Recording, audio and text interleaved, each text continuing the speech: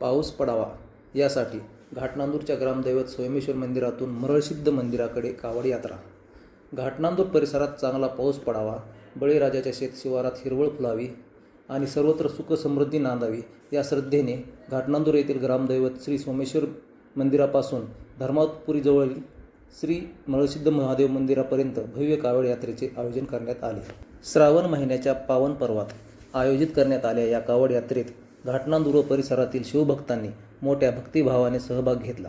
हर हर महादेव बोल बमच्या जयघोषात कावड यात्रा मार्गस्थ झाली।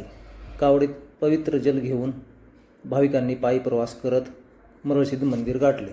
सध्या पावसाची प्रतीक्षा असलेल्या शेतकऱ्यांच्या पिकांना पाण्याची नितांत गरज आहे, त्यामुळे वरुणराजाने कृपादृष्टी करावी, परिसरात दमदार पाऊस पडावा, विहिरी तलाव भरावेत आणि शेतकऱ्यांच्या पिकांना जीवदान मिळावे यासाठी भगवान महादेवाला साकडे घालण्यात आले। यात्रेदरम्यान महिला, युवक तसेच शिवभक्तांनी उत्स्फूर्त सहभाग नोंदविला।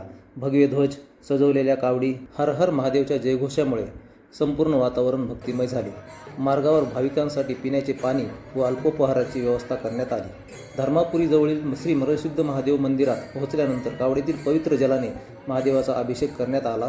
यावेळी चांगला पाऊस पडून बळीराजाचे जीवन सुखी व्हावे, परिसरात समृद्धी यावी आणि सर्वांच्या मनोकामना पूर्ण व्हाव्यात अशी सामूहिक प्रार्थना करण्यात आली।